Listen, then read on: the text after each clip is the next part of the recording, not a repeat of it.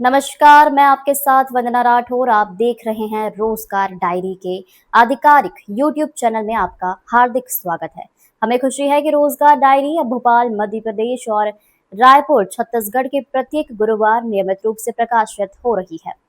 रोजगार डायरी में आपको मिलती है सरकारी नौकरियों की नवीनतम भर्ती, प्रतियोगी परीक्षाओं की जानकारी, करंट अफेयर, सामान्य ज्ञान, करियर मार्गदर्शन, शिक्षा, विज्ञान, तकनीक, कृषि।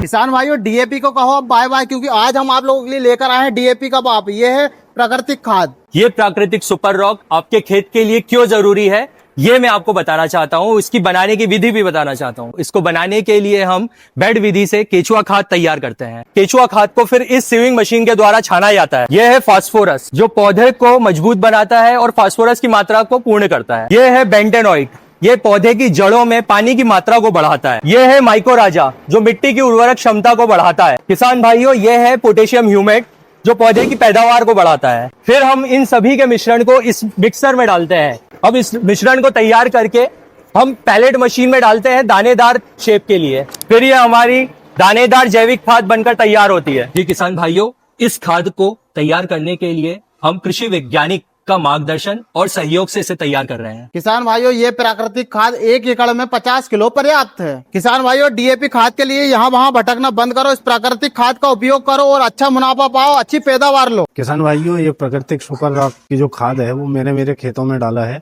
इससे फसल बहुत अच्छी बनी हुई है। ये आप अपने खेत में उपयोग करके देखें, इसका रिजल्ट बहुत अच्छा आएगा। ये बिल्कुल प्राकृतिक है, इसमें कोई रासायनिक पदार्थ नहीं है। तो अब आपको डीएपी के पीछे भागने की आवश्यकता नहीं है।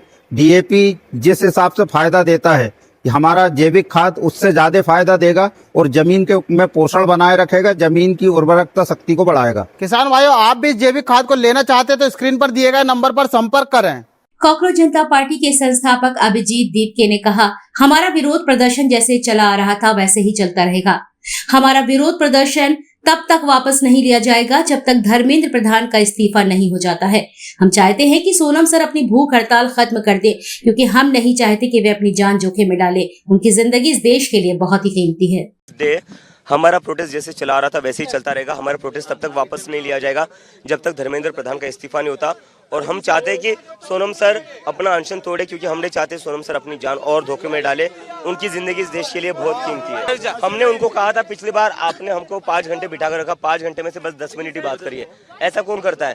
पूरा टाइम वेस्ट करता है। एक तरफ बात करने के लिए बुलाया था, दूसरी तरफ बच्चों के ऊपर लाठीचार्ज करा था।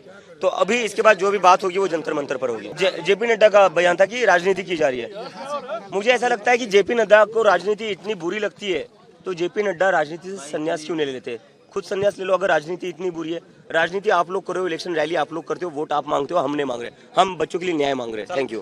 स्वास्थ्य और राष्ट्रीय अंतर्राष्ट्रीय समाचार एक ही स्थान पर। यदि आप किसी शासकीय विकास विभाग, संस्था, विद्यालय, महाविद्यालय, विश्वविद्यालय, उद्योग या सामाजिक संगठन से जुड़े हैं तो अपनी उपलब्धियां, समाचार, शुभकामना, संदेश या विज्ञापन रोजगार डायरी के माध्यम से लाखों पाठकों तक पहुंचा सकते हैं। हमारे YouTube चैनल को सब्सक्राइब करें, वीडियो को लाइक और शेयर करें तथा अपने सुझाव कमेंट में अवश्य दें।